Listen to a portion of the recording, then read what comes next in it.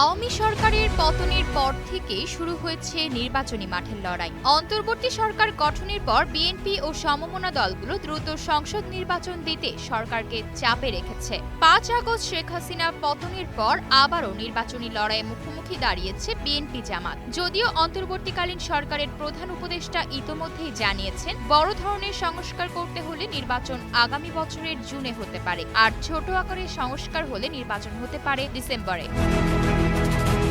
তবে ঈদের আগেই বোঝা যাচ্ছিল ঈদের পর রাজনৈতিক উত্তাপ অনেকটাই বাড়তে পারে, কারণ বিএনপি ঘোষণা দিয়ে রেখেছিল ডিসেম্বরের সংসদ নির্বাচনের দাবিতে প্রয়োজনে রাজপথের কর্মসূচি দেবে তারা। দলটি এখন সে পথেই এগোচ্ছে বলে ইঙ্গিত পাওয়া যাচ্ছে। ইতোমধ্যেই দলের নেতারা একাধিক বৈঠক করেছেন। গত সোমবার হয়েছে জাতীয় স্থায়ী কমিটির বৈঠক। এরপর বিএনপি জানিয়েছে আগামী ১৬ এপ্রিল তারা প্রধান উপদেষ্টার সঙ্গে বৈঠকে বসবেন, যেখানে ডিসেম্বরে নির্বাচন অনুষ্ঠানের জন্য রোডম্যাপ দেওয়ার আহ্বান জানানো হবে। প্রধান উপদেষ্টা জবাবে কি বলেন তার উপর ভিত্তি করে বিএনপি ঠিক করবে নির্বাচনের রোডম্যাপের দাবিতে তারা সরকারের উপর কিভাবে চাপ তৈরি করবে কিংবা কর্মসূচি কি হবে। আর যদি ডিসেম্বরকে ঘিরেই নির্বাচনের কথা বলা হয়, তাহলে নির্বাচনের প্রস্তুতিতে যাবে দলটি।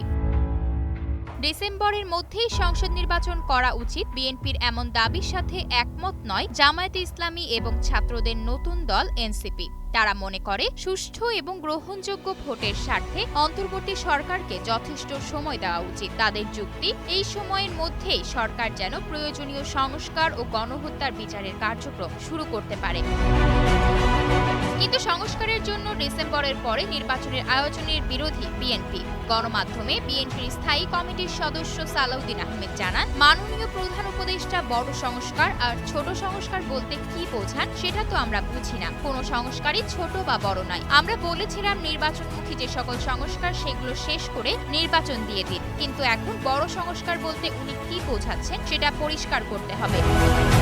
কিন্তু নির্বাচনের সম্ভাব্য সময়সীমা দেওয়ার পরও বিএনপি কেন সেটাকে সন্দেহ করছে, এমন প্রশ্নের উত্তরে নির্বাচন পেছানোর ষড়যন্ত্রের কথা বলছেন বিএনপির নেতারা। সালাউদ্দিন আহমেদ বলেন, যেখানে মানুষ গণতন্ত্রের জন্য, গণতান্ত্রিক অধিকারের জন্য রক্ত দিয়েছে, গণ অভ্যুত্থান করেছে, সেখানে গণতান্ত্রিক প্রক্রিয়ায় উত্তরণের জন্য যদি এত অনিশ্চয়তা থাকে, সেটাকে বিএনপি স্বাভাবিক নয় বলেই মনে করে।